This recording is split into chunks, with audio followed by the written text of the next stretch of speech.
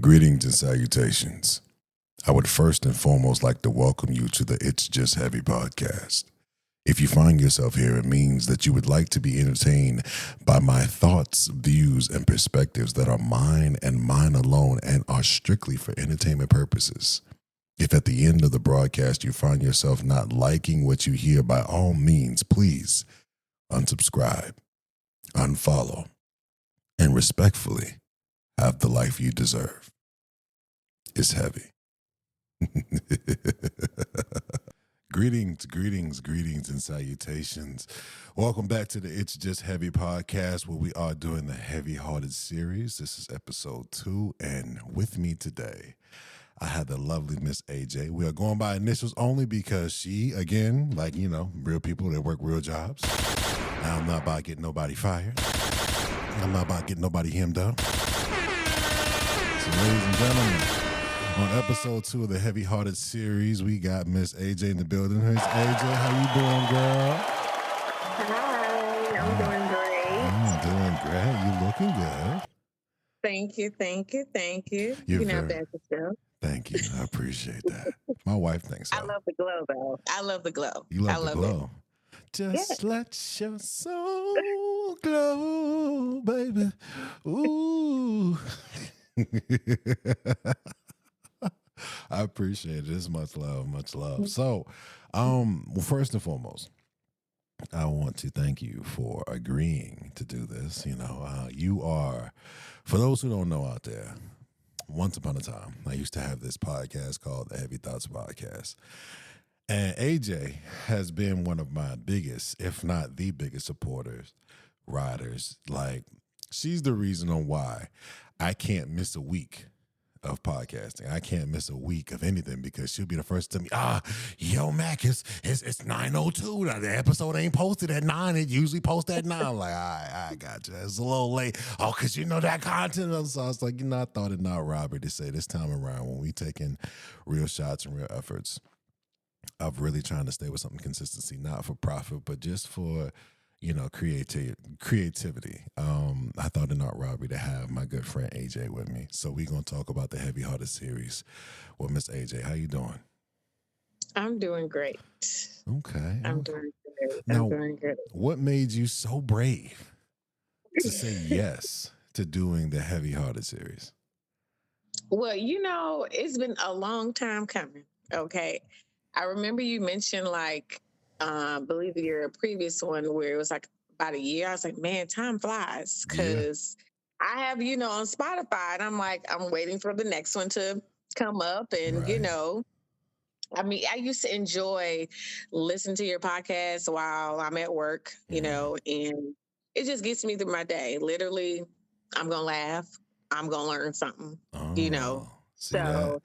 People laugh and learn when they listen to me. I don't appreciate it. Round of applause for me. All right, that's enough of that. Okay, and why the Heavy Hearted series? I mean, you could have just easily been a guest on the It's Just Heavy podcast. Why the Heavy Hearted series? Do you have relationships, thoughts, views, and inquiries and things that you wanted to go deep about, or? Absolutely. Okay. But you can't do one without the other. You have to. I'm not going to just do one and not be a part of the other process for you. Okay. So, okay. Yeah. Because I can only imagine what's going to come. I mean, it's just the beginning of the year. So I'm like, let me go ahead and get shit in the beginning because only God knows what's going to happen during the middle. Man. God willing, the country staying in contact and stays intact, I'll be doing this throughout the year. So definitely, I believe that. But I'm just saying, you're going to be having so many people trying to get on that I'm like, let me go ahead and get my time right now. I don't think so. I think people like the idea of talking to somebody that has thoughts, views, and perspectives. But when the reality sets in, and one of the reasons why I think you're such a good candidate is because of our history, you kind of have the basis of knowing who I am. So there's no social media mystique. There's no idea of, I can talk to him about this and that because I don't really know him. I just know him from TikTok or Instagram or Facebook. Like, you know me for real. We spent real time together. We've really been around each other. We've really, had real deep conversations and things that have led to life altering situations and choices for both of us. So I feel like it's not robbery to have you be a part of a conversation with me. Whereas somebody else that you think, oh, I just want to talk and say some shit, and me being Mr. Accountability, you say some shit to me that don't make sense. Yes. Verbally, I'm gonna And get but in your that's ass. what's needed though. That's the part that I look forward to, because people will not understand until, regardless, the one thing is being in your presence is number one. But the second, to be able to have a conversation with you. They're gonna take so much from that. They're gonna think they're coming in one way and they're gonna be going out a whole nother way. And so that's the part that I'm looking forward to. I'm looking Okay. forward to people saying like, I was not expecting that. Ah, okay. Are you gonna tell your friends about this? You gonna tell your friends and coworkers like I already have. We had this conversation already. Okay, you I've told people already. that you was gonna be on the pod on the Absolutely, what? Let me find out you absolutely. stepping out your shell. Okay. Listen, it's going. I'm going to be some as soon as it comes out. I'm texting it in my cousin group. Okay, my Facebook girl group is going out. Believe Okay. that. Okay. And And they, actually, it's already your first episode's already gone out anyways to some people that I, the one that with I me and my think would wife. appreciate it. Huh? The one with me and my wife. Yes. Okay.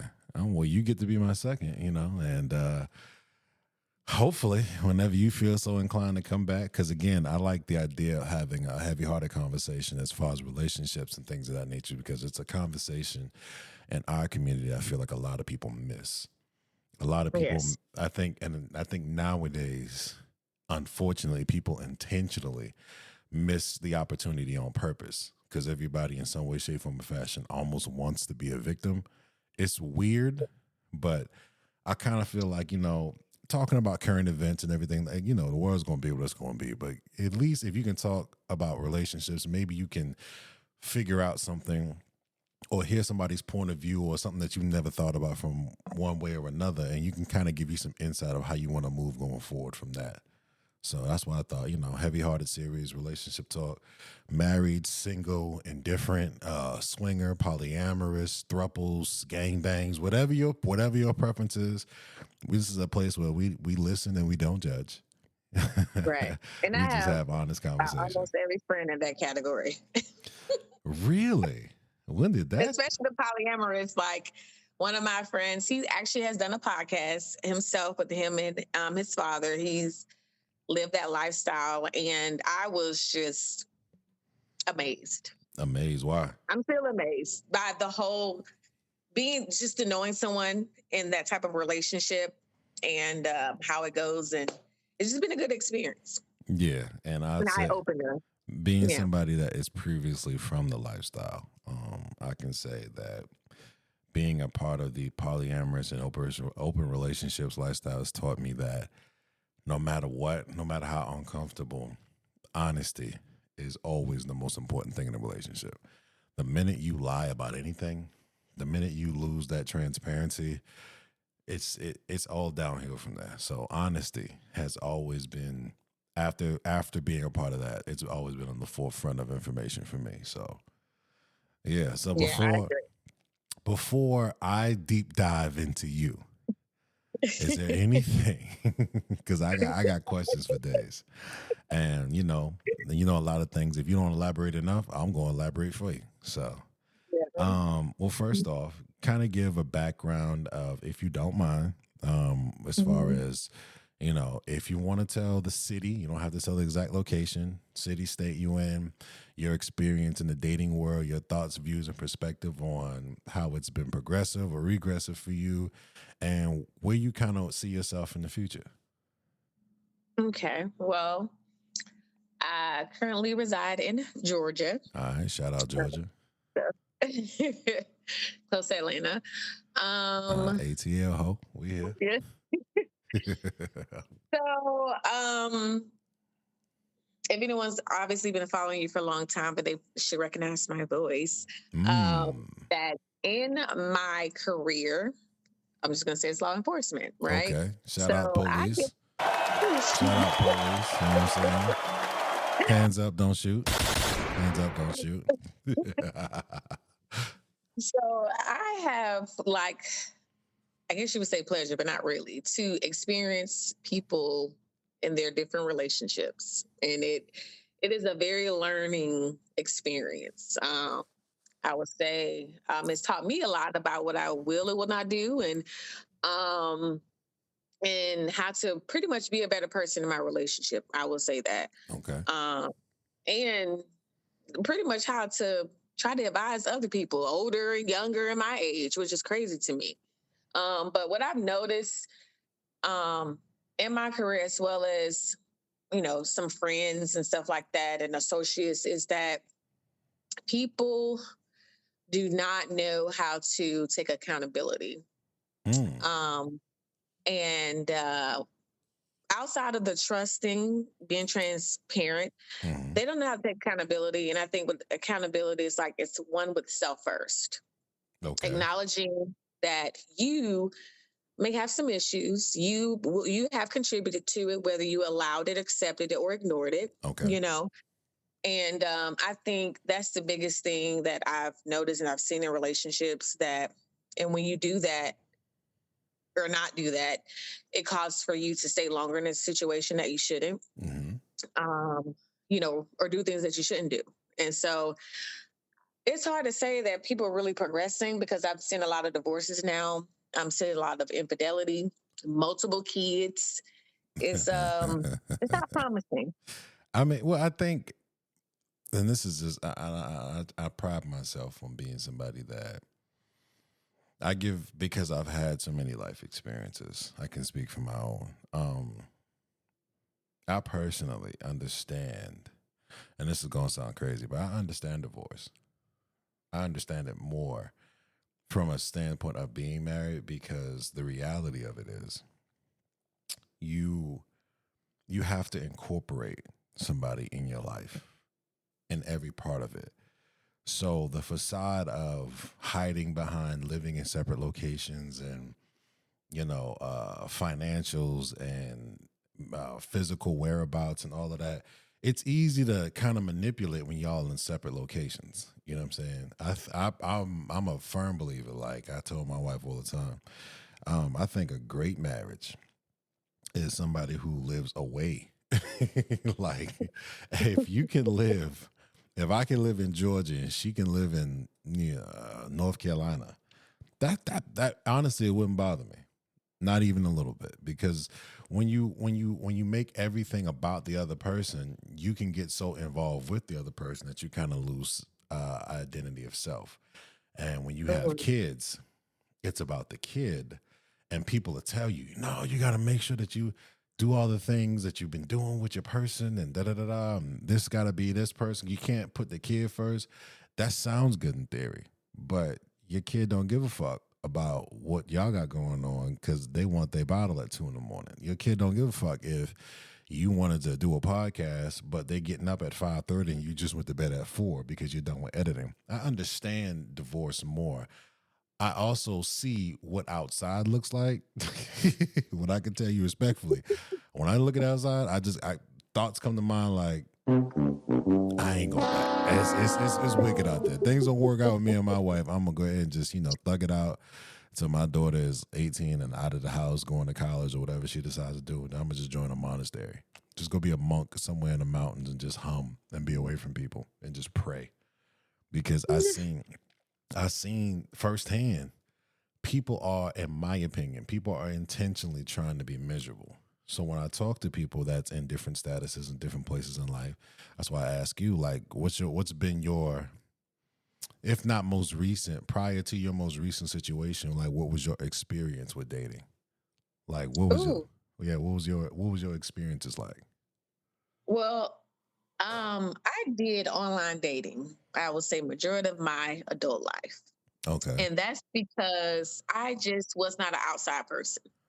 If I ever went out to a bar, lounge, or something, it's because my friend, it was like, hey, let's go out. It's a birthday celebration, something like that. Yeah. And for me, I get to, from my perspective, I feel like I got to weed out the men that I felt wasn't, for me, or wasn't vibing with me, What's your weed out process?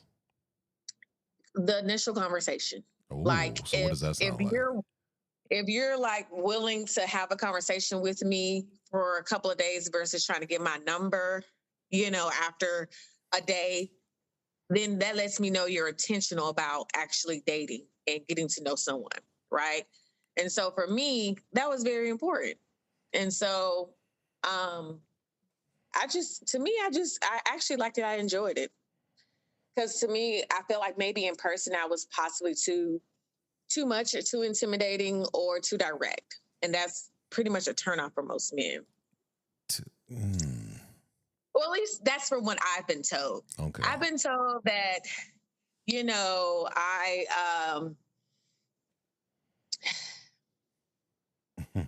I do too much. I'll just say that.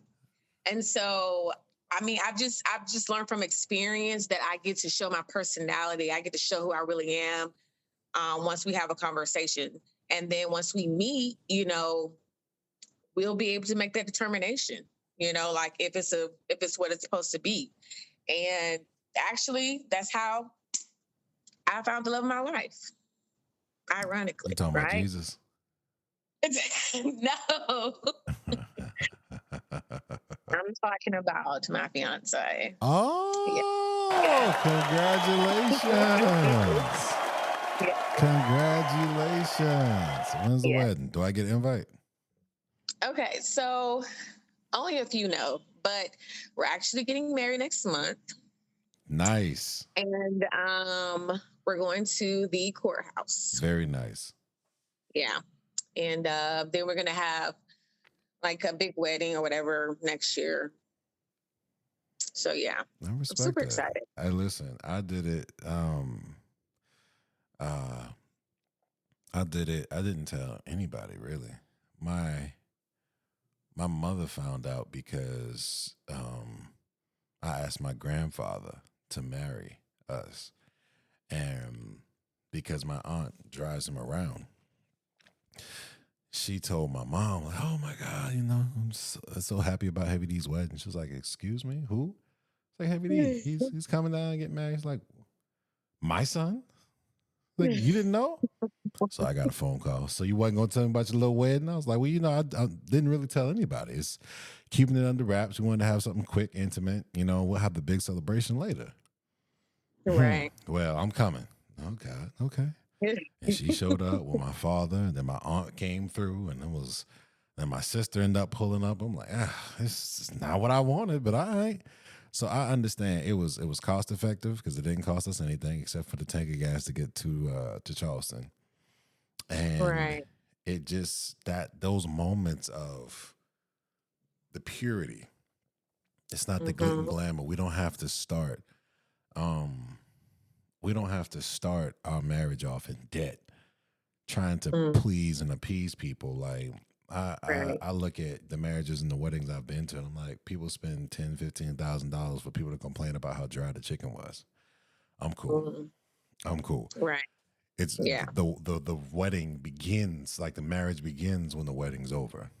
So if you keep Mm-hmm. it casual, in my opinion, for me, you keep it casual in the beginning, it pays off in the end because you kind of understand what it's about. It's about you and that person. It's not about people seeing y'all in your Sunday's Right. best. It's not about the slow walk down the aisle. It's not about the first dance where everybody can have their phones out. So for me personally, I think getting married at the courthouse is amazing. If it was easier to do in North Carolina, I'd have just did it that way. But it's very difficult. So if I don't know what the situation is down there in Georgia, but in North Carolina, it's you gotta damn near jump through hurdles and hoops, and they got like a backlog of we don't have any openings for 7 months for people to have a 2 minute Wow. wedding, a 2 minute Yeah. marriage ceremony. Yeah, you gotta put your reservation in 7 months, and if we have any cancellations, bitch, I'm not doing it that long. I'm not waiting that long. So that's dope. Yeah. I think that's actually for most. I think that's becoming a norm actually because and I feel like it really depends on the person. Most usually when it's like the whole big shebang wedding is, from my understanding, from my experience, it's been the female that wants that whole experience. And don't get me wrong, the two things that I look forward to and I do want is my father obviously walking me down the aisle and having my dance with him. Hmm. But I did experience the dance with him for my 35th birthday party. We had our own dance. So I know that That I if I didn't get never invited do to. that, sorry, It's all right. that I got that experience. It's crazy because I had on a white dress and he had on a black tux. So it was perfect. That I didn't get invited to. Go ahead. I'm listening. I'm sorry. Go ahead. I'm sorry. But other than that, I just felt like, there's no point of spending all that money. The money that we would spend, we could travel. True. Like you and your wife been traveling, and that's True. what we want to do. That's what I'm going to do. So, yes. Okay. But you can still give gifts. You can still give monetary gifts. So that will be. So I bought you a gift. I was gonna give it to you for your wedding on your 35th birthday party that I wasn't invited to. But it's all right Oh though. my gosh. We'll circle back on that later. We'll circle back on that later. So you are currently engaged. How was the initial points, if you want to talk about it? How was the initial points of y'all's first interaction? Like, did he take you to one of the 1,000 places a man's not supposed to take a woman on the first date? Because the rules for guys is getting longer and longer. You can't go to Applebee's, can't do coffee, can't do museums. You got to do roof Chris. It got to be more than $300. Like, what was y'all first date like? And from that point, how did you get from there to engagement? Oh my goodness.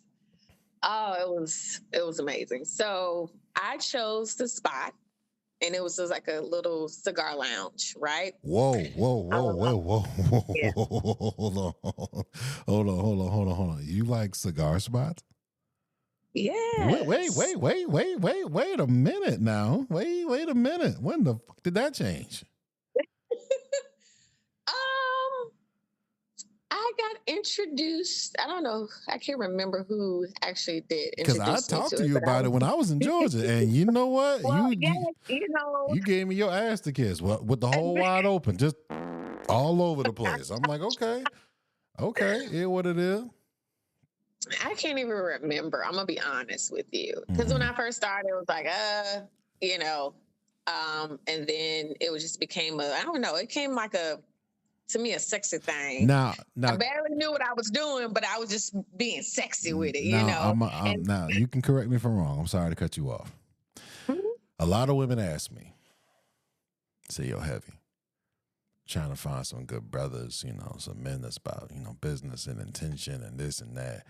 Like, what would you recommend? And I always say, go to a cigar lounge, because you're going to meet men that's about business, generally ain't on no bullshit, and the ones that look like they on bullshit, they easy to decipher, because grown men that go to cigar bars, they dressed, they ain't in no gold teeth and they got hard bottoms on with hats and sports coats like motherfuckers. Yeah. Now you tell me if I'm wrong. Is the cigar lounge the vibe to find men with intention?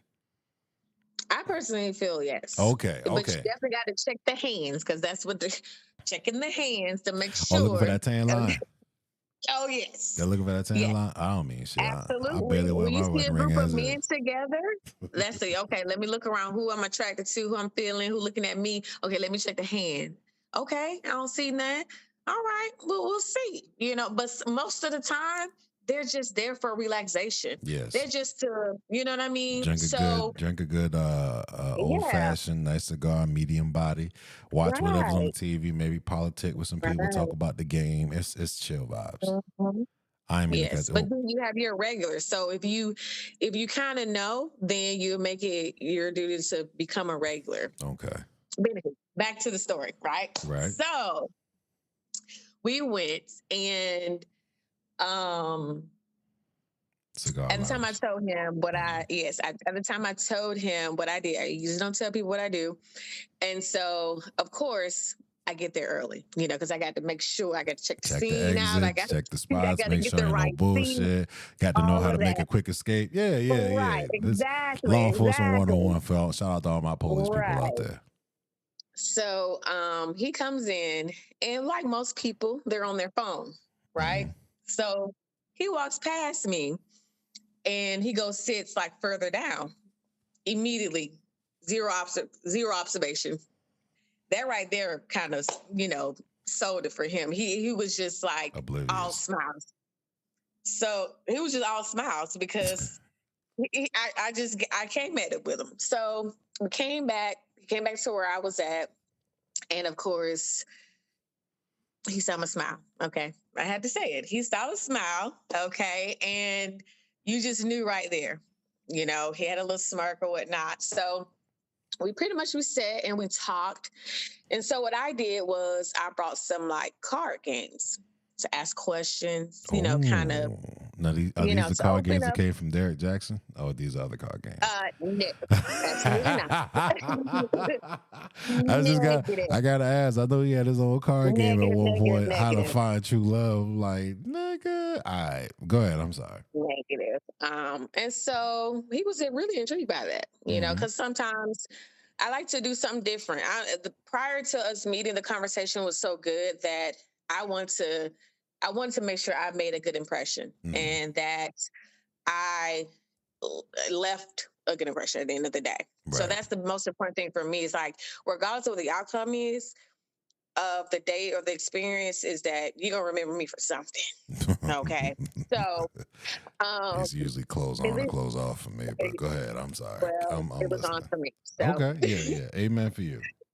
so we pretty much was there until like it was closing. I think we got there between 7 or 8, and we were there until it was closing. So there was some tests being done. I'm not gonna lie, you know, I tested him a little bit. Did you order That the was most immature of expensive me. cigar and drink? No, no, no, Oh, not at okay. all. When people No, say test, I I kind of gotta test his wallet to see no, if no, he no. can I handle a tested woman him to like me. see. No, I tested him to see if he would sleep with me on the first day. I did. Come on, man. Why? What? I did. I'm Hold telling on, you, I was being immature. but I'm being why? honest. But why is that a test? I don't know. If you found him I was physically being attractive, immature. that's see. Okay, go I ahead. I'm guess I sorry. think because I was like, I don't know, I was nervous. I was like, this is a great vibe. It felt so good.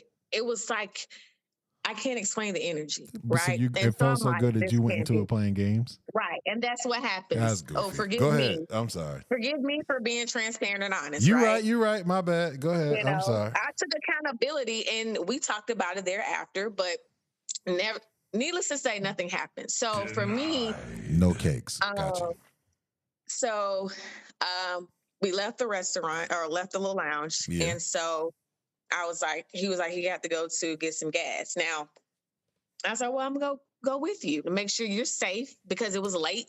And Y'all damn law enforcement so, people. I'm a woman. I'm gonna go with you to make sure that you. I know you the man, but you know, I got law enforcement experience. I'm gonna make sure that you all right. You need me to pump it too, baby girl? I got you. If you need me to pump it. yeah, well, I'm sorry. Go ahead. it's all good. It's all good. So I went with him to get some gas, and I left him $25 in his middle console. I just put it in there, and This I don't sound think like he you saw a it for a pimp. couple of days. Is this sounding No, like you? Are you? no, Is I left it. I left to one contribute right to the date because a lot of people when you're on the first date, it's always expected for the male to pay for everything. so? Wait. Hold on. You telling me you picked the spot, Mm-hmm, had a good time, mm-hmm, took him to get gas or follow him to make sure he got gas, mm-hmm, and then left him some money just to contribute on the date? mm-hmm. Y'all ladies out there, y'all hear that? It is possible to contribute and show some love because your time is valuable, and so is that man.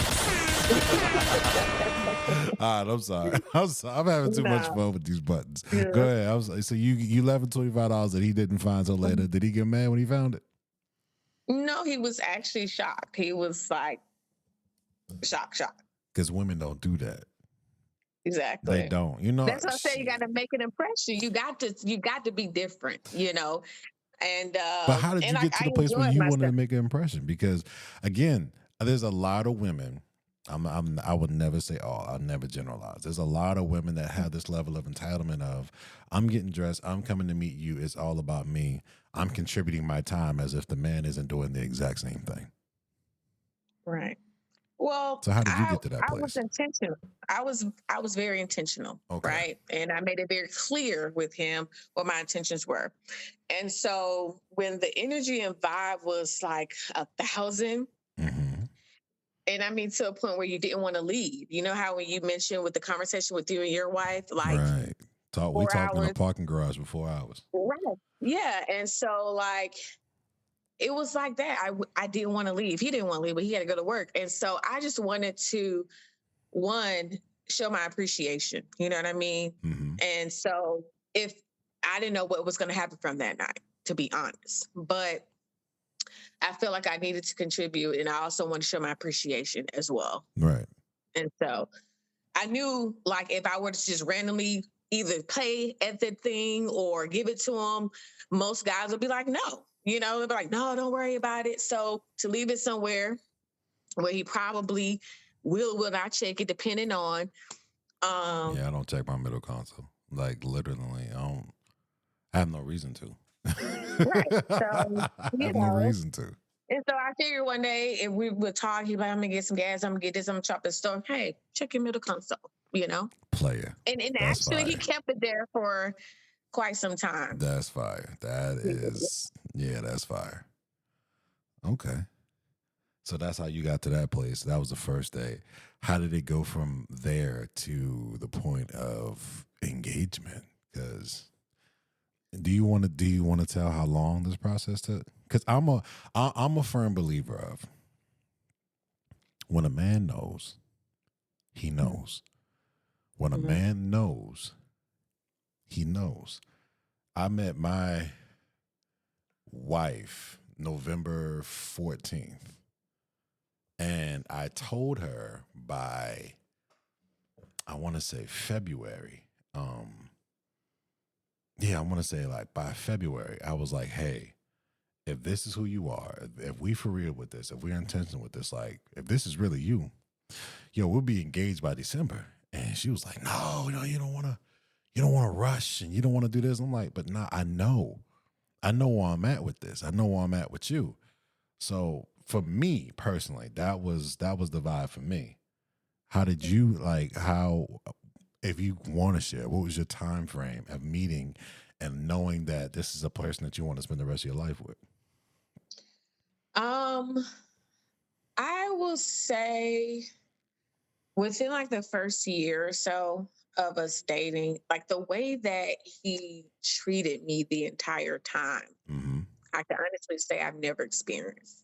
It would be the smallest things. I mean, even now, the smallest things, as in he'll leave some flowers at the front door, you know. Oh, Um, one time I was using his car for something. I don't know how, but well, I do know how because we do have each other's location, but he somehow wait, y'all share locations on the phone? absolutely. Ooh,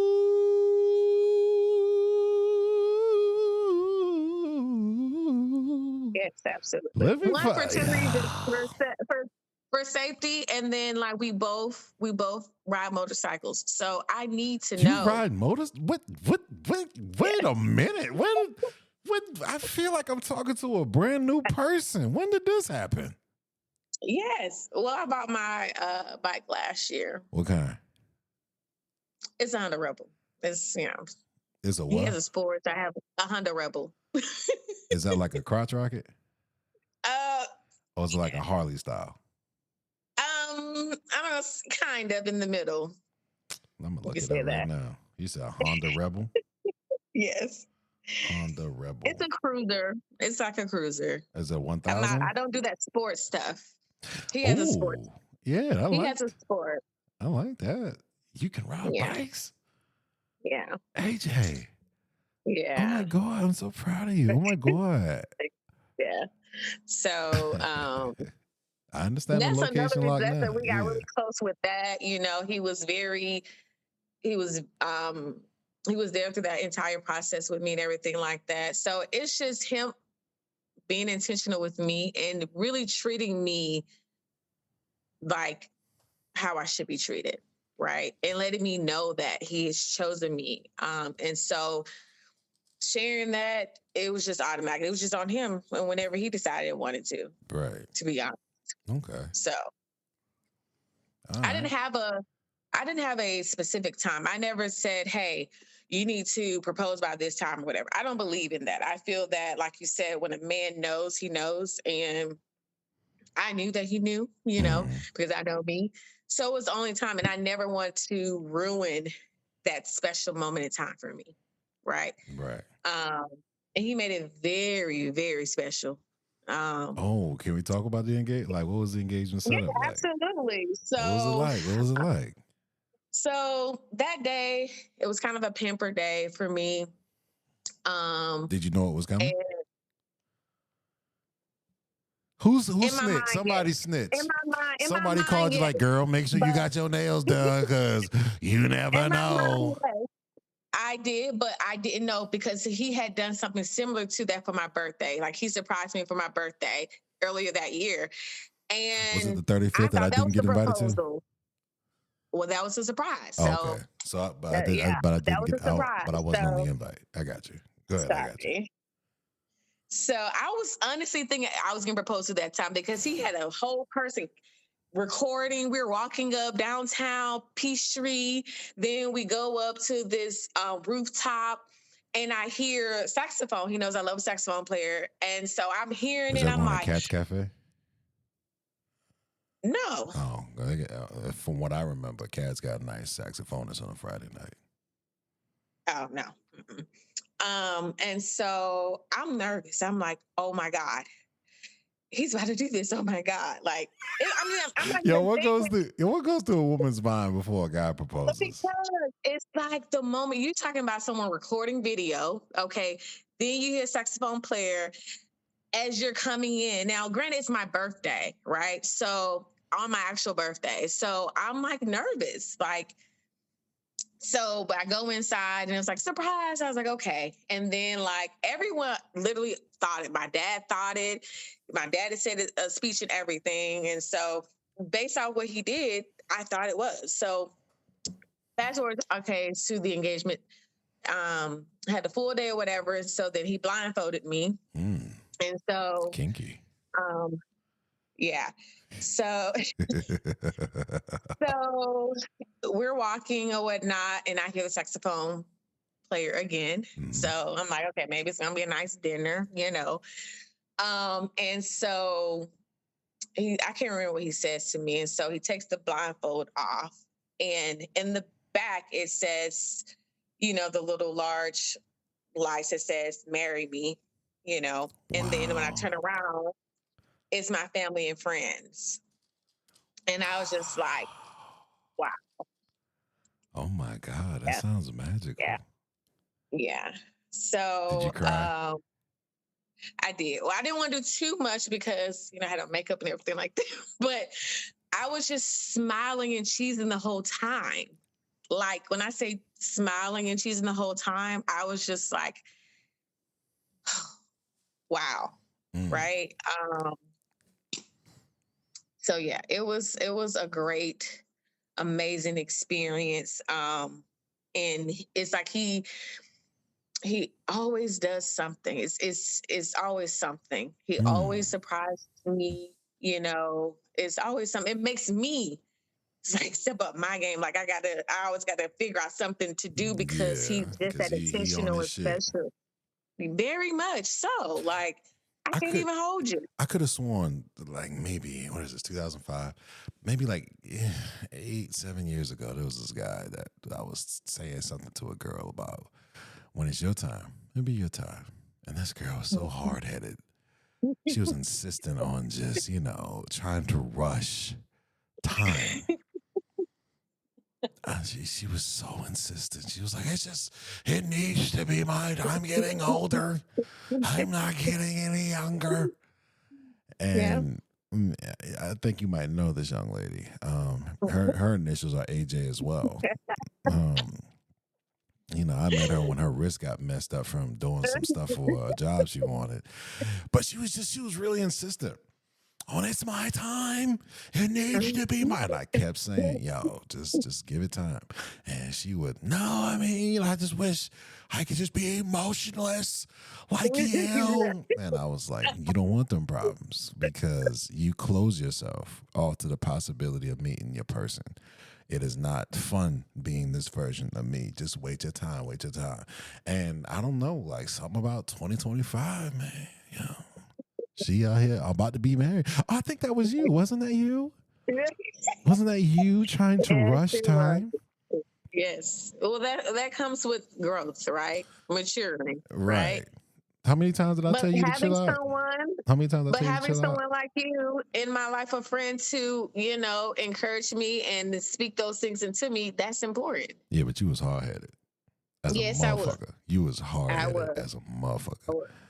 Jesus, be offense. All right, so we got the story, we got the makeup, we got the date, we got the engagement, the marriage next month. Congratulations again. We got the 35th Mhm. birthday surprise party that I wasn't invited to, but respect. So we're at this place where you're coming to your own and seeing what I was trying to tell you that you're well deserving of and you will have in time.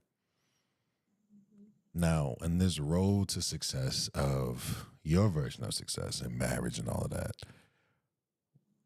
what kind of bumps was on the road? What kind of speed bumps, potholes you didn't see? Anything problematic that, because as great as it can be, there still are some slight hiccups here and there, like, something that you want to elaborate on as far as like, was there anything problematic that you thought this might be an issue, this could break us, whatever have you, and then you realize 6 weeks later, like, that was stupid. Mhm. Well, so we both were the same sign. Okay. So that's What one. sign is that again? Aquarius? Aries. Yes, Aries, sir. Aquarius, all of Yes, them crazy. yes. Go ahead. I'm sorry.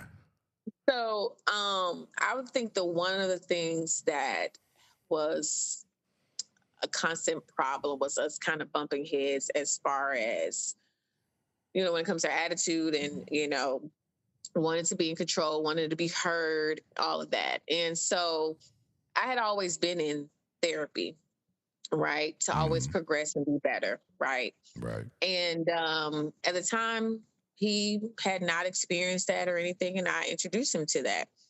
And that was also one thing that I took into consideration, that if he wasn't willing to do that and, work on himself and be better, not just to say he had problems, but just therapy is just stating like, okay, it's not necessarily anything wrong with you, but whatever it is that you're experiencing, whatever at the time, you talk about it, figure it out, but you're still progressing because we change over the course of time. Right. So once he made that decision, one, took accountability, acknowledged, the things that he was doing, and willing to get the help, getting the assistance, that helped our relationship out so much as far as communication wise, because that's also was a big issue too, was communicating. Um, and so that made a world of a change. It was a game changer. And I highly recommend that for anyone, whether you're in a relationship or not, because we were able to figure out a way to, like, okay, when we have a problem, all right, you get 2 minutes, no interruption. You get 2 minutes, no interruption, back and forth, back and forth. And then, like I said, it comes to a point where it's like one of us is taking accountability, like, that was wrong. That was my fault. That was on me, whatever, blah, blah. Yeah. So, because you allow yourself to calm down, to kind of listen to understand versus listen to respond, because usually that's what we're all about. Ooh. Yeah, let's stop that out. You hear that? Listen to understand, not respond. You hit the nail on the head. You get that. I'm sorry. Go ahead. I'm sorry. I didn't mean to interrupt you. It's just when you No, say you're good, potent you're good. shit, because somebody gonna listen to this. Yeah. Somebody gonna listen to this. And somebody just said it just now. Motherfucker think he can know. No. Yeah, listen. Listen to understand, not to respond. Sit in it. Think about it. Process the information. I don't know why this level of emotional entitlement when people feel like they gotta say something back. They have to have the word, and then they weaponize their feelings and how their feelings supersedes the other person's feelings. And just respectfully, shut the fuck up and listen. I'm sorry. I mean, when I, and I'm so proud because it's you saying it. I remember you when I would talk and you would listen to respond. And now you learn, and shout out to my man that's taught you how to shut the fuck up. Good for him, sir. And an applause for that. Jesus, be offense. My God. But go ahead. I'm sorry. I didn't mean to interrupt. Okay, you're good.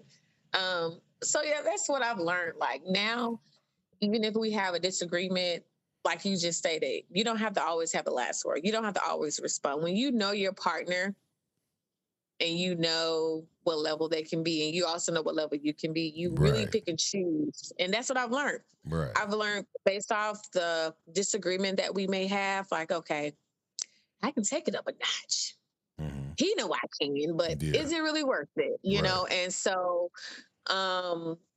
that's always going to be the thing, always going to be a part of it, because you're always going to have that. But one thing I can say that makes this relationship even like amazing is that even when we have a disagreement or argument or whatever, literally within like a few hours, we're back on. It's like it's never happened. Oh, so it's usually like whatever you're arguing about is not even worth it in the grand scheme of things. Right. No, but don't get me wrong. It can be some hard stuff. It can be, you know, we both know how to go there with each other. But why would you take each other there? Because when you're in your feelings and your emotions, that's the part. I mean, we're being honest and transparent. You're right. And it's easy because every situation is different. True. And sometimes your person, when they're angry, emotional, they can hit below the belt or will hit below the belt. And then sometimes you feel like you need to. But I think the biggest thing is, even if that does happen, which it has happened with us, we, after the facts, have talked about it. We apologized and we learn something and do something different. We don't stay in that. Mm-hmm. See, some people stay in it and, you know, let it fluster for a period of time and, you know, whatever. We literally within hours, because one of us is like, you made me sick, but I love you, or, you know, whatever the case may be. I mean, that's just what it is. Like, we have such a routine that, you know, it's like, I can't really, I need you in this and I want you in this. And so this ain't the situation even that serious. You know what I mean? And so I feel like it's just realistic. Like, and now also, I know it sounds, you know, I feel like that's also considered some sort of healthiness. I feel like every relationship, marriage should have some sort of disagreement or argument, so it keeps it spicy. Only because if you keep the same routine of quote unquote happiness and everything's great, it becomes boring. Let me tell you something. Let me tell you something.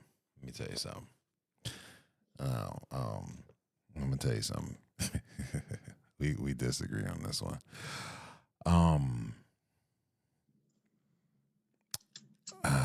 I can say in 4 years, 5 years coming up, I'm knowing my wife. 5 years, we probably had 3 real arguments and 7 real disagreements. So we haven't even cracked 10 in 5 years. I've learned something recently. I have now aspired and dwell and find so much comfort in being boring. Here's why. Because for me, boring is consistent.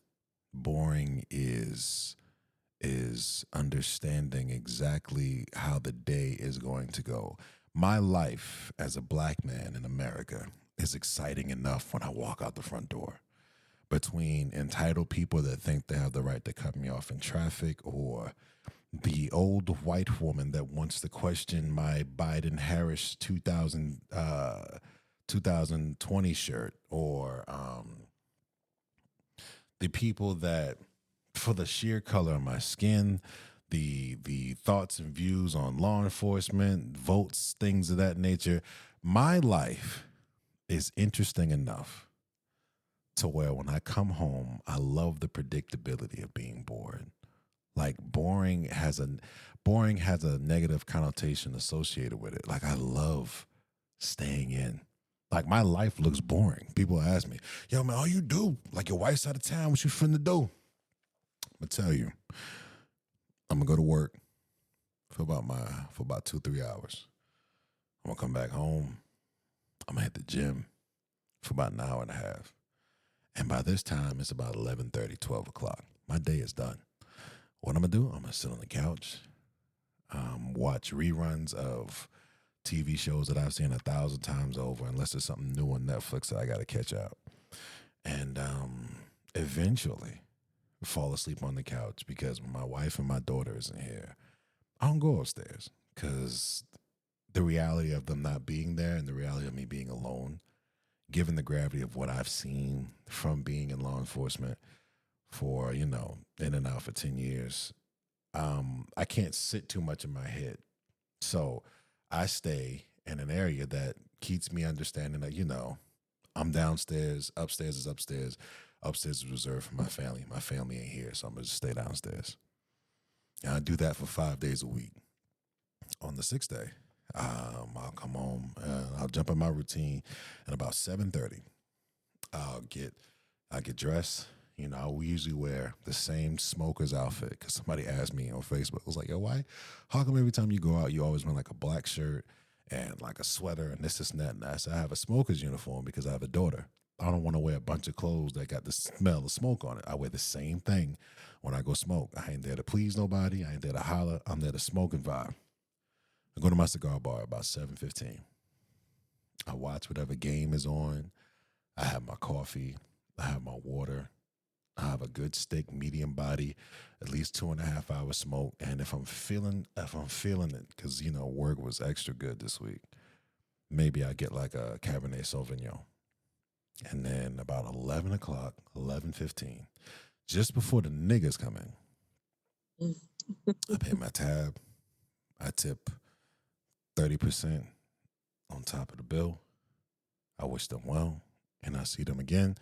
And then I go home, brush my teeth, stretch, lay down, back on the couch. Now, to other people, that sounds boring. But I aspire to be boring. My life was exciting when I was single. I'm at the place now where I don't even, I leave my phone all over the house. Well, hey, babe, your phone's ringing. Answer it. You got a text message from Wet Mouth coming in. What does it say? You see what I'm saying? Like, it's because it's that place of, I don't need excitement for me. I'm not saying for anybody else. This is just for me alone. I don't need the excitement of drama. I get the excitement when I have a babysitter that I can trust, so I can leave the country with my wife for a few days. That's exciting. I have excitement when I can send my wife to go get her nails done and go to a beauty store on a pamper day, queen for a day. And my daughter's in daycare and I can sit down and create. That is exciting. Like, this, what we're doing. This is exciting for me. I'm at this place. And again, what works for people works for people. But for me, I'm at this place in this space where, bro, I don't need excitement to the degree of what was, because what wasn't who I am. Where I am now, what was wouldn't work. Like, having a calm conversation of when I say something, instead of jumping down my throat, well, what makes you say that? That's an interesting suspect. Elaborate more on that, because it makes you think more about what you say, because you're going to be accountable for those words. So, for other people listening, again, some people like that arguing shit. Some people like the spice. Some people like the, because I look forward to making up. For me personally, I like being good with my wife. I like being good with her, and when she's not it, and when she's not good, I'm not good. So Right. I don't end arguments to where we not talking. Like, yo, Right. talk to me. I just need a minute. You could take a minute, but on two, I'm coming back. Mm-hmm. Because in the grand scheme of things, if it's not gonna matter in 5 years, and we won't remember about it in 5 months, I'm not giving it 5 minutes. Personally, that's just me. But everybody's different. Everybody marches to the beat of their own drum. For me, I just wanted to. I didn't want you to. I didn't want you to. I didn't. I never want you to. I just, for me, coming from Mm-hmm. somebody that's in the place that you're going, don't Mm-hmm. let people's words saying things like your marriage is boring be a bad thing, because mine Right. is boring. It's consistent. One of my Mm-hmm. I got a high yield savings account with a bank. You know what their slogan is? Been boring since 1876. That means since 1876, there's not the, oh, we got exciting things because we got the big up, and then, oh, it's the big crack. No, we've been boringly consistent since Mm-hmm. 1876. I said, I like that. I want my marriage to be the same way. I want to be boringly consistent.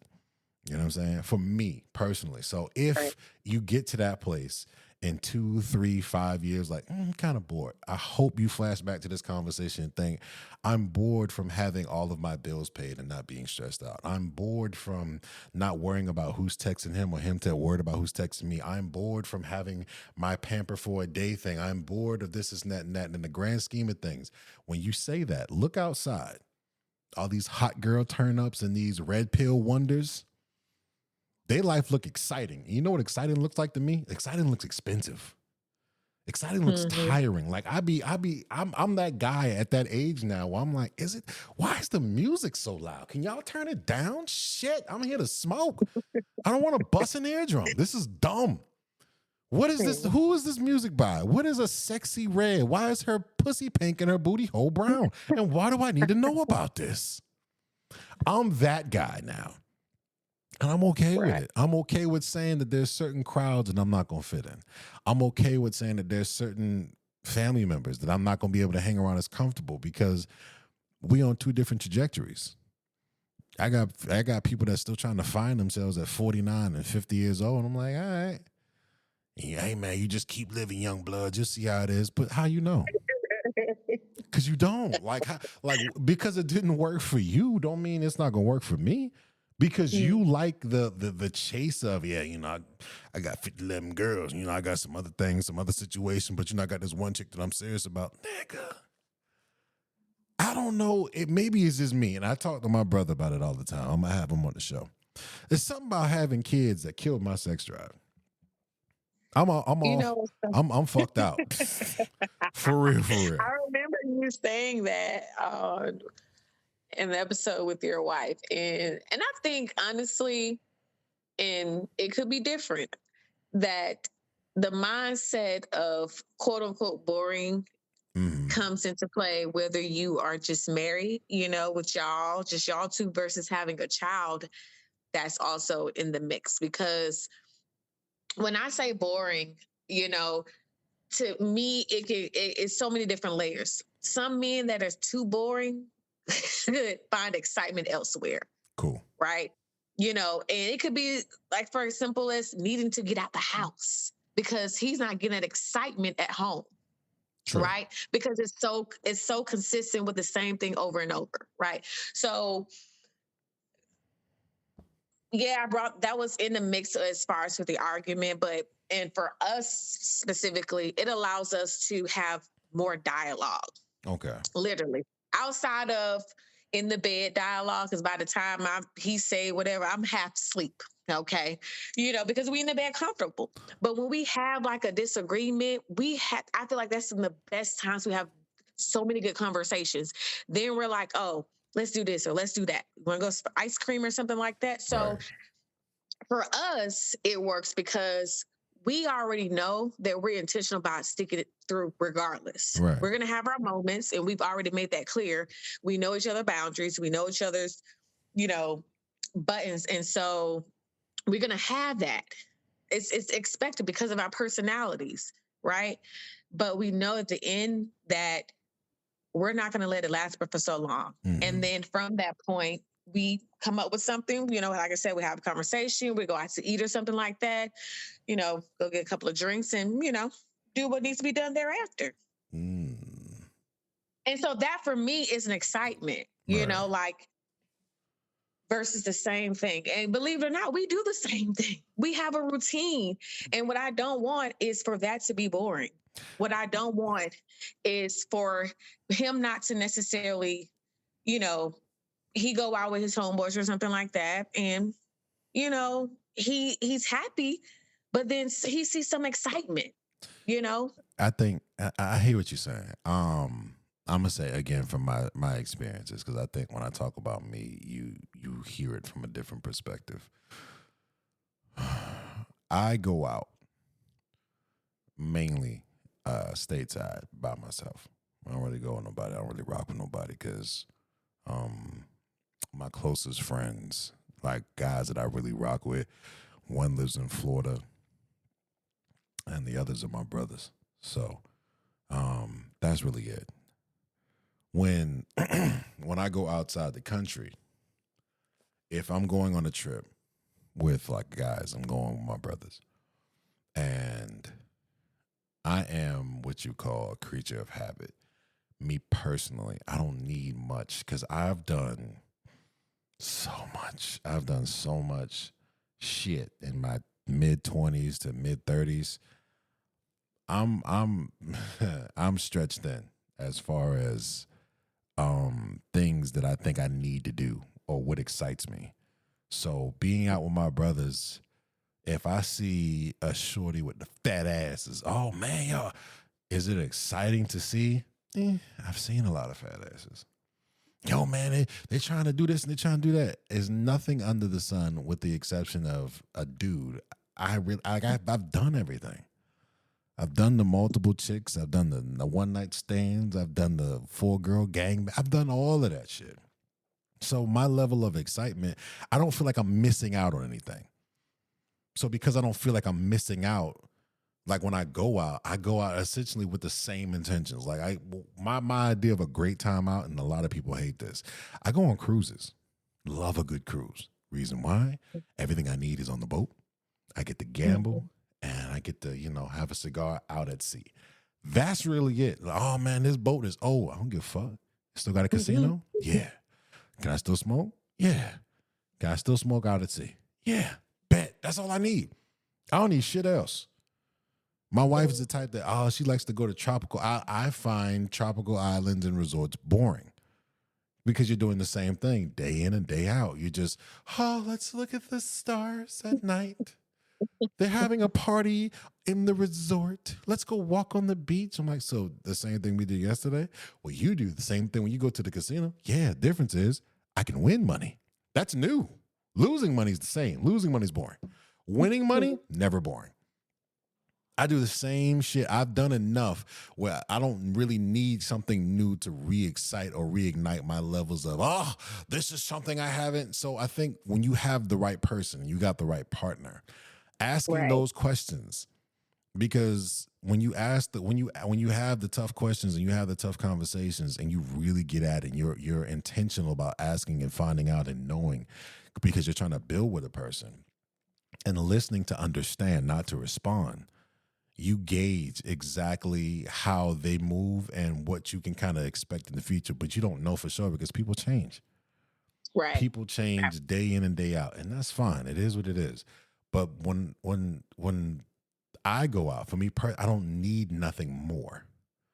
There's nothing out there that is as exciting as going back home to my wife. Do you know how, I don't have to buy condoms. Like that for me is exciting. Like, yeah, hey, yo, man, go ahead, wrap it up, bro. You know what I'm saying? I heard they have incurable chlamydia out there as well as wingworm dick. I didn't even know that could be a thing. They got wingworm dick out there, people.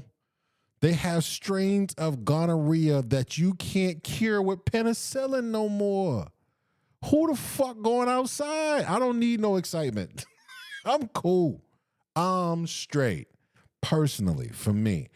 But I think if you have that conversation with your partner about the expectations as far as because and I hope my wife don't. Well, she don't listen to the pod. No way.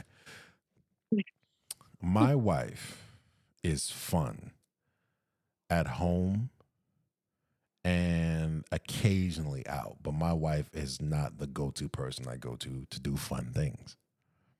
Mhm. She's not. My go-to person I go to do fun things with is me. Because when I'm done doing said fun thing, I'm leaving. I'm out. I don't have to worry about, well, I wonder if she's sad that we're leaving. Nope. I've lost $120 at the casino in 17 minutes. I'm going to my room. I'm gonna think about what I've done and try not to come back. But if we're doing something that she think is fun or we're doing together, for me, it's like well, we was in New Orleans, she had fun. Because she was able to drink. And when I'm the person of law enforcement at the time, I can't drink hurricanes and hand grenades on Bourbon Street because I got to watch everybody. It's not fun when you're the protector. You see, and I'm saying like you see, it's like you're the protector. Generally, going out with her is not fun. It's work.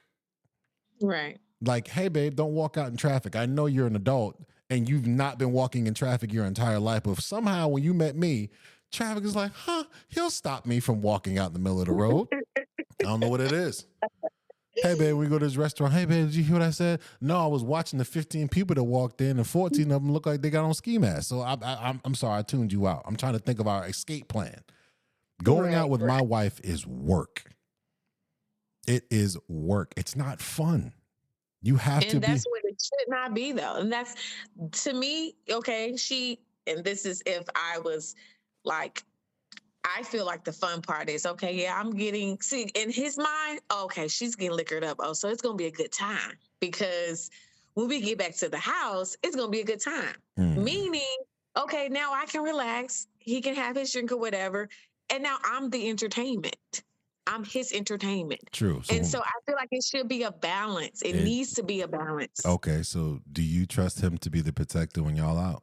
You can put down. Absolutely. You can put down your law enforcement thing. Absolutely. It's always that way. It's always that way. Okay. It's always that way. I think when you're in the life, and I think you are and this is not sexist, you're a woman that's in law enforcement. So you are entrusting your life to a man that by nature's qualities is the protector. I'm a man that did law enforcement. So even after I'm not a cop anymore, by nature's default, I'm still the protector. So I can't, and then my livelihood is tied to my license. So whatever standard that South Carolina, you can't have more than a 0.08 or something like that. I got a CDL. I can't have more than a 0.05. 0.03. So what's the point in going out and drinking? That's why I said I got my coffee, I got my water, and if I'm feeling it, I have some wine. But in between those wines, I have about 3 or 4 cups of water because my livelihood, how I feed my family, is tied to my license. So liquor up on a cruise ship, yeah, it's lit. That's the most fun for me because all the threats are taken care of by people on the boat. I don't got to do nothing. Hey, you seen your wife? Nope, but you know where I'm at. I'm in the casino. I ain't got to go look for her. Like, oh, they said there's pirates aboard. Well, security should take care of that. If not, the National Guard will be out here in a second. We good. I'm gonna keep staying at this casino. I'm good. I'm straight. But when you out at the resort in Jamaica, a person that's randomly like a guest could be like, hey, hey, what's going on? I see you out here drinking by yourself. Where's your husband? Oh, he's laid out at he's at the buffet line. Da da da da. You know what I'm saying? And if he won't get crazy enough, I gotta keep an eye on him. If the locals won't get crazy enough, I gotta keep an eye on them. I can't get too whatever when I'm with her. From a man's perspective, if you always in protective mode, it don't turn off. And when you have kids, God, I pray. Oh, and if you still want your twins, I really hope you get them. Oh, I hope you get them. Everything. Oh, okay, yeah. Everything that I'm talking about now. When you talk about that you can turn it off. When you become a parent, it comes stronger. And because you see, based on your profession, you see the worst in people, day in and day out. When you have a kid, it multiplies. It gets way worse. It gets way wicked. My wife can only take a small fathom of, oh my God, that sounds terrible. Because of me telling her that, yeah, I had to arrest the guy that sexually assaulted his 2-year-old. Wait, what? You saw? Yeah, the pictures was awful. You saw that? Yeah, that was a Tuesday for me. The following day, a guy decapitated his 1-year-old. What kind of world do we live in? Because that's not their reality. That's not their reality. It's mine.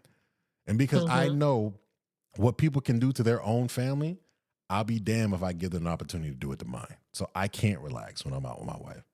So it's not really fun for me. It's work. It should be a balance.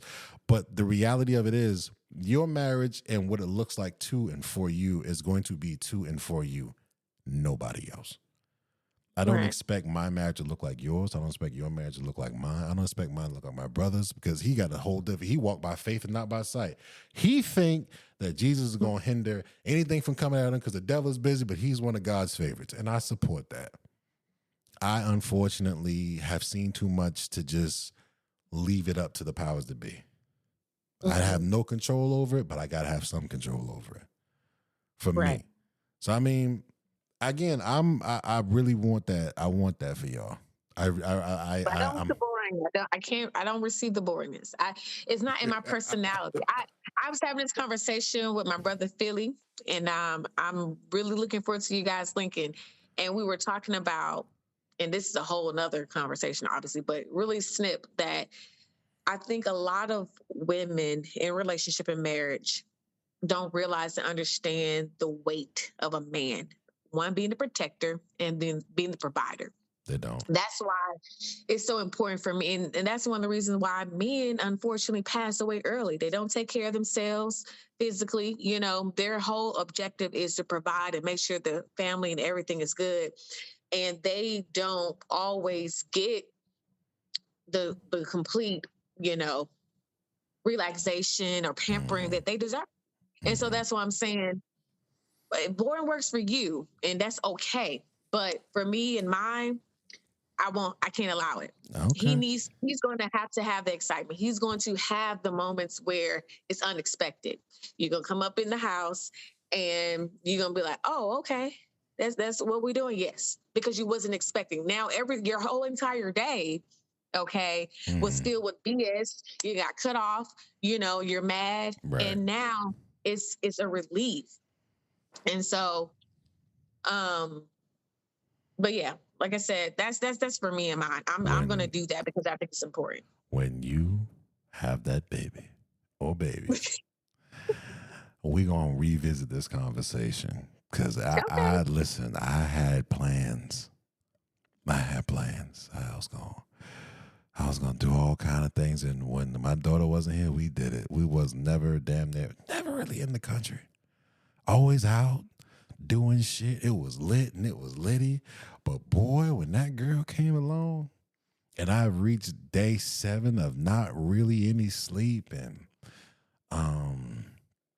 then all the scares because you don't know what to do. No one told me that when your baby comes home from the hospital, they're going to shit black shit for the first 2-3 days. No one told me that. I saw that on TikTok. I was like, oh, okay. Yeah, see, no one tells you that sometimes your baby just cries because they just cry. No one tells you that if you are sleeping too good, you run to go check on your kid because, wait a minute, they're sleeping longer than 48 minutes? I hope they didn't die in their sleep and you're checking their breathing. No one tells you. And then when they start, eyes open, that's like, oh, it's not so bad. Then they vomit on you or they pee on you or they shit on you. Then you get mad. Then they get irritable when you want to travel with them. And then everybody can't hold them. And then they cling to you. And then they don't want nothing to do with you. Then they start crawling. And now you got to lock up stuff and keep stuff out. And you got to keep a better eye on them because you can't sit still no more. And then you got to make sure that they don't bump their head. All of that shit is going on. And somewhere down the line, that time that you come home, it's gonna be this and that. If you are anything like my wife, if you are anything like my wife as a mother, let me tell you something. Be patient with him because from what I understand, all men are the same. We are the fun thing, and moms, because y'all carry the kid and y'all have a different level of care than we do. And it's going to come off as not as 50-50, not as being a partner. But the truth is, it's just your turn to enjoy the suck. It's your turn to embrace it. When the kid gets older, it'll be dad's turn. But for the first couple years, it's yours. And that's why I say, for me, I talk about making sure that my wife goes out of town, make sure that she has the pamper for the day, because she deals with me, a giant baby, and my daughter, a real baby. And then on top of that, she works a full-time job. And on top of that, she got her own family and problems, her own friend and problems. All of that shit, the thing that's on her mind the least is everything that we used to do prior to having kids, except for traveling, which is why I make sure she does it. So when you have your kid, we're going to revisit this conversation. And I guarantee you, you're going to look forward to the boring, because that kid's going to give you all, they're going to take all the excitement. It's going to be exciting that, you know what's going to be exciting? When they sleep through the night. That's going to be exciting to you. It sounds boring because people you take advantage of it. Now, like, oh, and you, for what I remember, you have problems sleeping at night anyway. Yeah. Oh, okay. Yeah. So when you have a boring time and your kids sleeping through the night, what do you mean they're potty trained? I don't have to change any more exciting diapers. Oh, they're okay. I look forward to the boredom. We're going to revisit this conversation, but I got one more question for you because I know you got to go. Okay. I know you got to go. How much does your faith play into your relationship?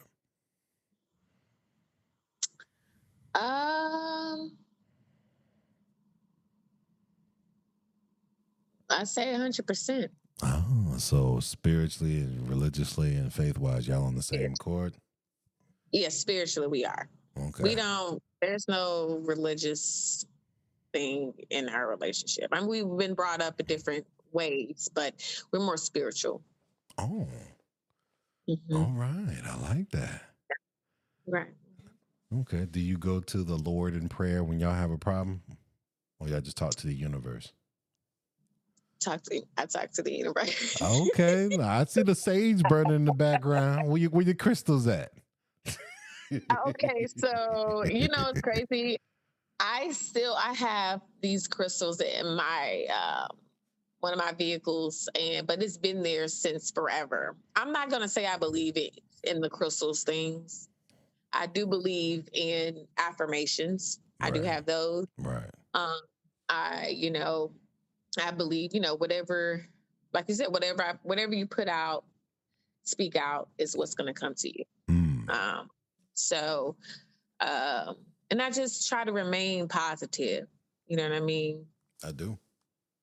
So that's how I go about things. I believe that good and bad is for a reason, and that what is for me is for me, and the timing. Okay.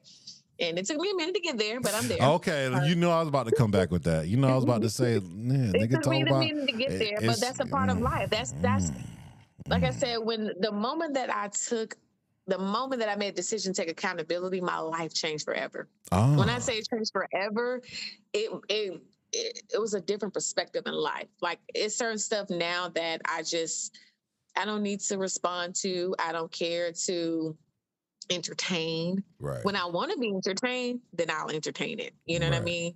So, but at this point, I feel like that whatever the universe, the higher power, God himself, puts in my life or gives to me is what's for me. I love that. Now I know, because you got to go. I had like 8 more questions, but I know you got to get your sleep for work in the morning. Somebody got to go be responsible. But I appreciate you. I appreciate you. Next time, if you agree to come back, we'll talk about the friends you're about to lose. We'll talk about your. You think I'm gonna lose? It's so crazy. I'm not saying I'm losing friends, but I feel like your priority shift. Yes. Yeah. But the thing is, I don't think it's me. I think it's them, in regards to sometimes when you're friends with someone who's in something good and positive that you may not be experiencing. as some would say, it throws your pH off, throws you off a little bit. All And I I think said. that is for some females. Listen, man, I think most women who are in healthy, happy relationships tend to cut off the bitter bitches that was the homegirls prior to. And I wish women would more so realize that. Like, y'all are individually, y'all can be terrible. Like when one person's bitter, they want everybody to be bitter. Like, nigga ain't call you back. You better than me. I am. Thank you for acknowledging that. I am better than you.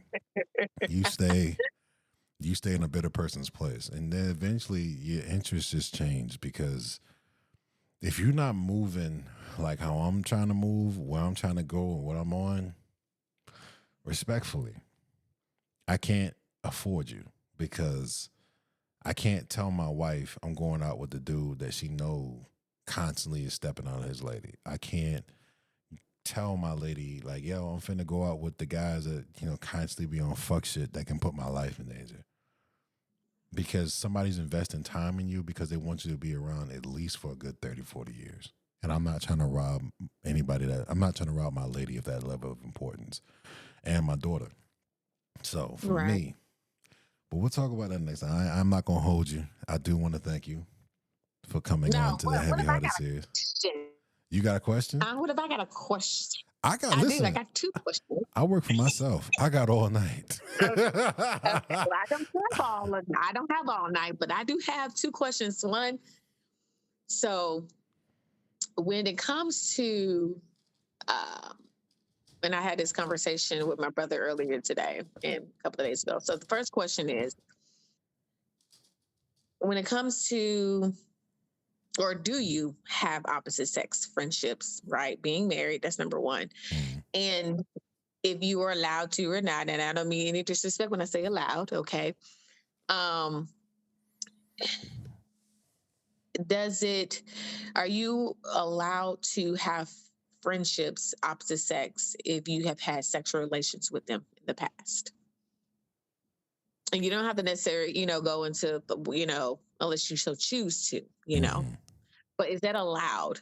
Like for you to still be friends, have casual conversations with someone that you done hit, twisted, and all that good stuff. And then your wife knows, okay? Like you can't hide it. She has to know, out of respect, or you just cut them off completely. All right. So, am I allowed to have friends of the opposite sex? Yes. Yes. And that's a twofold answer. One, I am allowed to converse with anybody I'm going to converse with, because it's up to me to make a deciding decision on whether I'm going to disrespect our marriage in that capacity. And two, there are women that's been in my life before my wife was in my life. Like you, for an example. I've known you coming up on 10 years.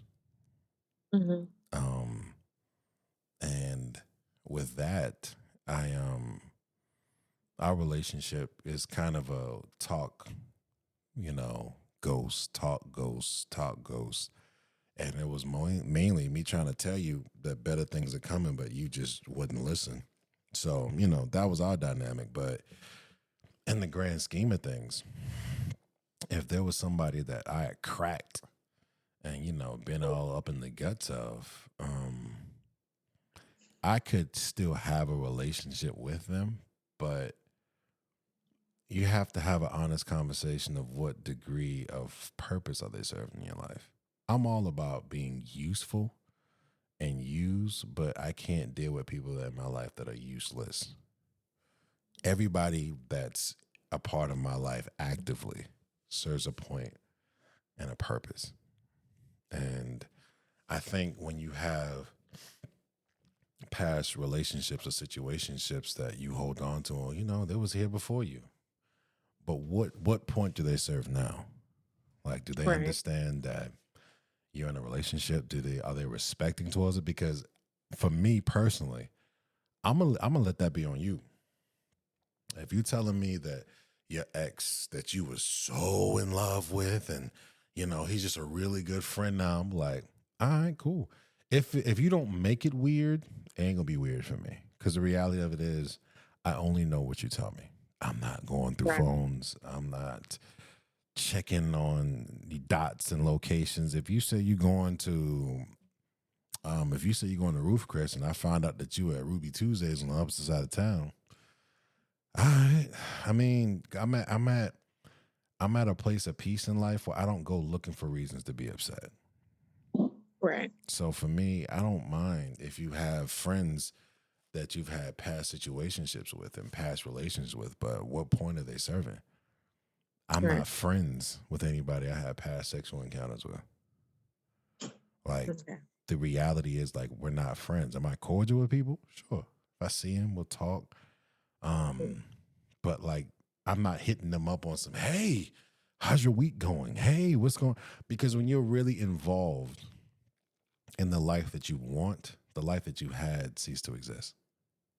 For Mm. me, I Okay. know a lot of people that I've been in like boyfriend girlfriend relationships where I would hold on to the chick from yesteryear and not be transparent with the person that I was dating because if things don't work out, I want to keep that back door open.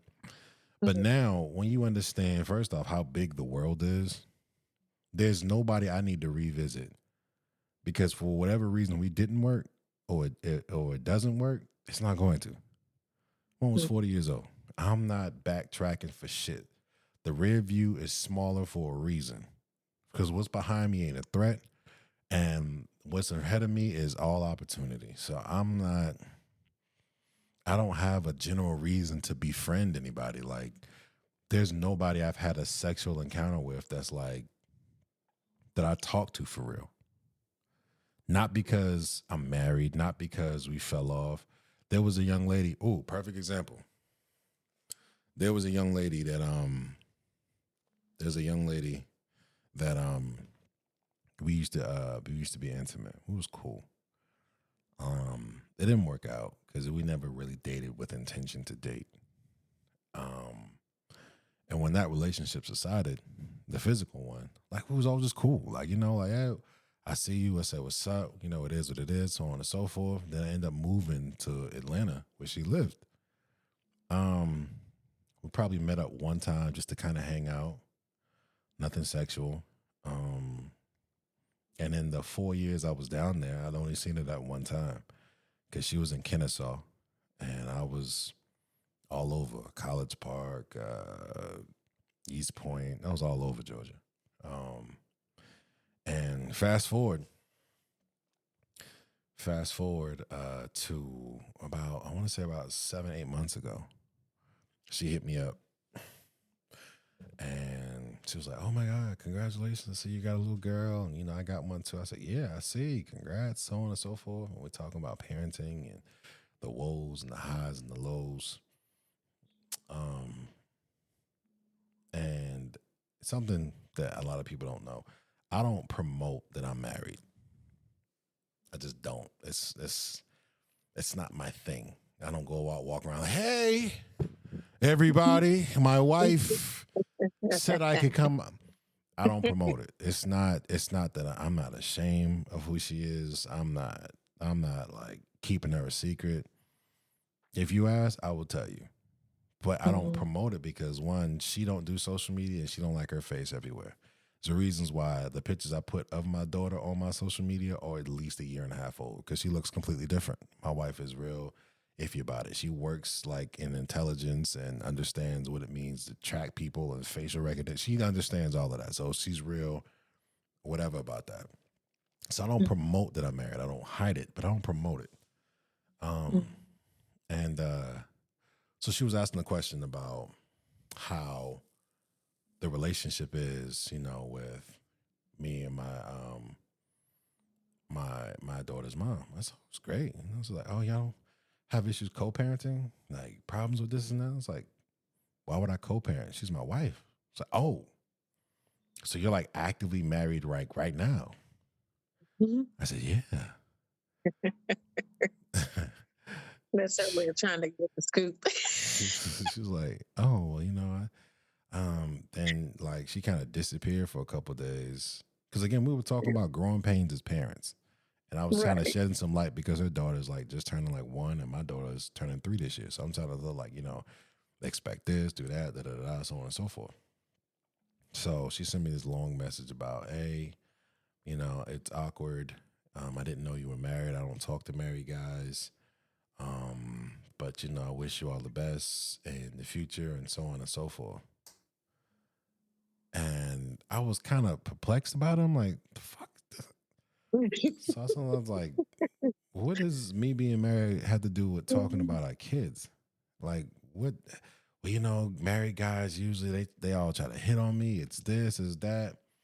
So my wife sees my face. And she's like, what's wrong with you? I'm like, remember Shorty I told you about from yesteryear? She's like, yeah, the one from 2010. So yeah, 15 years ago. She's I tell her the situation. She was like, all right, I mean, you can explain it, but why would you want to? So what do you mean? She was like, well, if she says she doesn't want to talk to you because you're married, clearly her intentions was to kind of do a deeper dive and maybe revisit. But I mean, I'm not Yeah. saying you can't. I'm just trying to figure out like why would you do that? And I'm like, that's why I got a wife, because she can see it from the other side. I was like, all right, you know what? Absolutely. I knew that immediately when you said what you said. I said, oh yeah. Hey, but I'm trying to give, because again, I've known her for 15 years, trying to give her the benefit of the doubt. Like, well, married guys? Well, I'm not the married guy that's going to try to holler at you because, again, I'm good in my situation. I'm straight. I'm been there, done that. Wish you all. Hey, you chose the path you was on. Ended up with the goofy motherfucker you picked.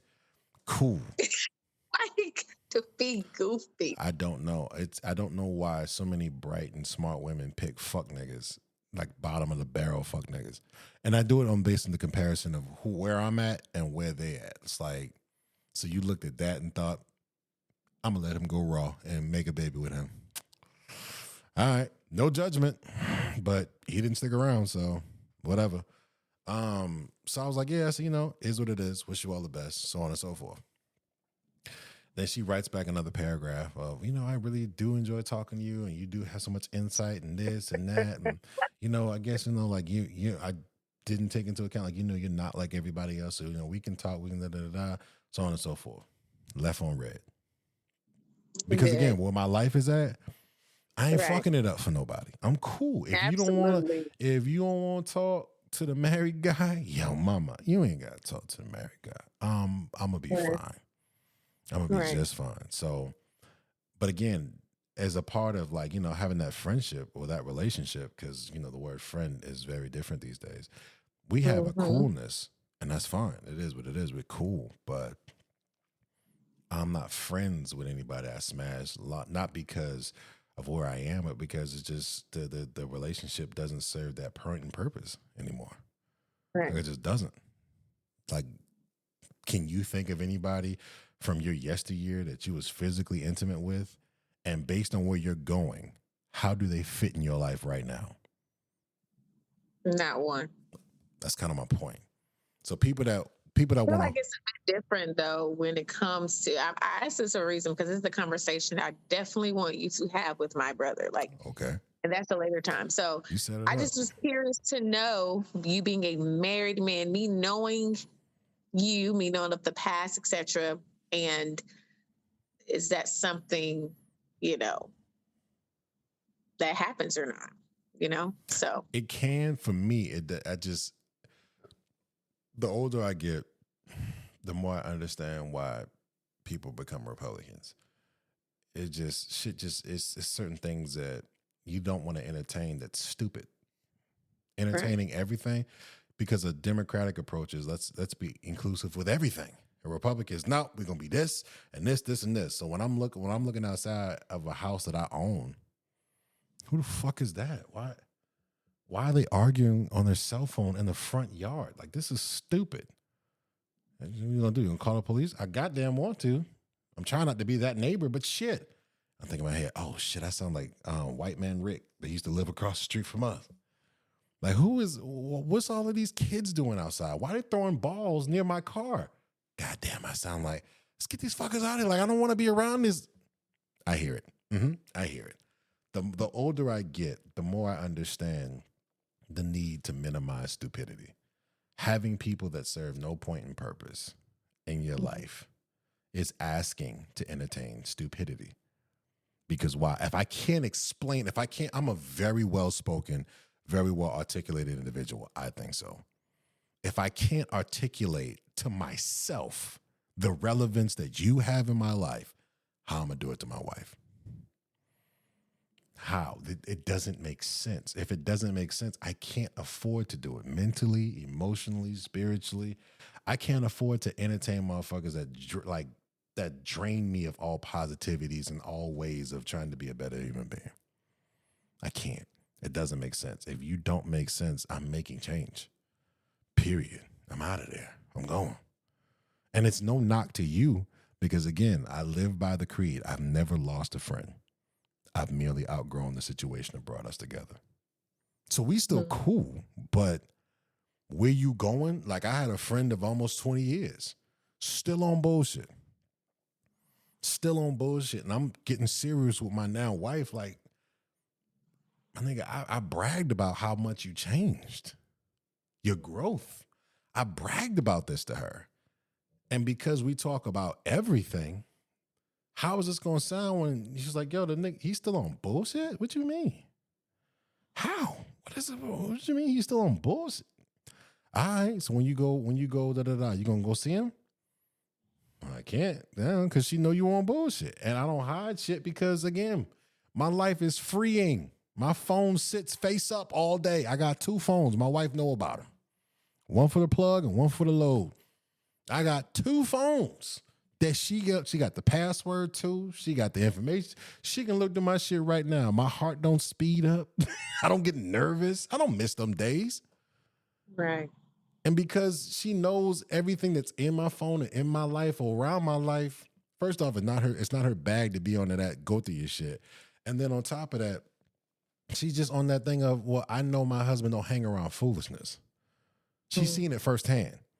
Out in New Orleans, we having a good time. And something inside me was like, we should go. Hey, let's go. Because she trusts my leadership, she's not going to question what's wrong. No, nigga, let's move. We out. That's the agreement. When you say you entrust me with the process of protecting you, when I say move, don't ask me we moving. We going. Let's go. So I got that level of trust. And that's kind of the place I like being in. Like, she trusts everything that I got going on because it's no bullshit. So because it's no bullshit, I've earned the right to keep my life bullshit free, and I like it like that. I don't understand the people's knee-jerk reaction to hold on to shit that's keeping you back. You can't start a new chapter by keep rereading the old ones. Right. What are we doing? So, I mean, again, other people, it could work. You know, some people got that Wayne Brady thing where my ex-wife and her new husband live in my house with our daughter and we call co-parent. That shit is weird, bro. It's weird. It's strange to me. But to each his own. I'm not judging. I don't care. But for me and mine, does she have people from yesteryear that she was physical with and still has a relationship with? She told me about a guy. She was like, you know, they had a one-time thing. And that was supposed to be it, you know, and it was still cool. I said, all right, cool. You know, if you keep him around, I trust you. I don't got to know him. I trust you. Fast forward a year and 2 in our relationship. Hey, we haven't had no old boy. I ain't really heard from him. He said hi and bye. He checked on me one time. Oh, okay, cool. Another year and a half in our relationship. We got a kid on the way and, you know, we engaged. Hey. Where had no boy? Yeah, told him I was at, and we did a check-in. You know, he's got this girl that he's thinking about being with for real. I told him about you and the kid and da-da-da. Yeah. A month and a half ago, hey, whatever happened with old boy? Haven't heard from him since I told him about my life. Oh, okay. All right. That's it. That's it. If you want to be cordial with people that you were familiar with from the yesteryear, cool. I'm not knocking it. Do your thing. For me and mine, I can be, but it doesn't make sense to. That's I'm sorry for making it such a long answer, but it doesn't, like, I think about it and I'm like, is there somebody I can call a friend that I've been in the guts of? Mhm. I got Facebook friends with like some situationships from yesteryear, but even them, like I don't talk to them like at all. Right. You know what I'm saying? So, and because it was But a I get situation, it. When you have a boring life that you love, then that's a part of that. So I yeah, I get don't it. need the excitement. I don't need the excitement of that hey big head text at 2:30 in Right. the morning. I'm cool. Don't text me like that. My wife is sitting there looking at the phone like, nigga, you good? Nah, I don't know who that is, but you can take it. I'm straight. So Mad respect. yeah, so I can have it. Um, I just don't. Not because of my marriage. It's just that it just don't exist in my world. If it made sense to exist in my world, cool. But and another thing to add on to the question, I don't go out my way to make new female friends these days. Right. I don't. It's like I met this is like because I'm never gonna be in a place where I'm meeting females that I need to be in contact with from a friendly standpoint. I got my Right. bartenders that's at my cigar bar. They're friendly because they know I tip well. Mhm. But like that's where it ends. When I leave, they're not, hey, how's your week going? Nah. Ain't we don't even exchange phone numbers. We good. When they see me, it's all business. I don't talk to people at work. I don't hang out with people I work with because it's not real. It's business. It's not personal. So Right. again, the older you get, for me, my family becomes everything. My relationship with my brothers, my relationship with my wife, keeping that relationship with my daughter, my good friend down in Florida. That's what I got. I ain't everybody else. You can be as involved with me as you want to be, but I'm not breaking my back to do anything because people got lives that they live in, and I got a life that I'm living. If you want to be a part of mine, cool. You got the number. You got a way to reach me, cool. If not, then I'll see you when I see you. It's not that I got issues with you. It's no beef. It's just that's what life is right now. Cool. All right. Any other questions before I let you go to bed? No, but the next time Next time. I'm gonna be asking the questions. Hey man, listen, we here to learn. We are here to learn and educate. And for anybody out there that wants to come on the Heavy Hearted series, feel free to hit me up in my Outlook. It's heavymac at outlook.com, HEAVYMACK at outlook.com. I want to thank Miss AJ one more time. One more time. Clap it up for her. Clap it up for her. Any last minute words or anything you want to send off and say to the people out there in the It's Just Heavy podcast family? Oh man, I can only imagine what this year is going to be in store for. I'm super excited. Oh, Very thank proud of you. you. Thank I'm very, you. very proud. Thank you. Yeah. Once again, thank you everybody tuning in. Hopefully, again, if y'all got any thoughts, views, and questions, if you want to come on the show, if you want to hear back from Miss AJ, if you want to talk more about yourself, we just here to talk about relationships, everybody's thoughts, views, and vantage points of them.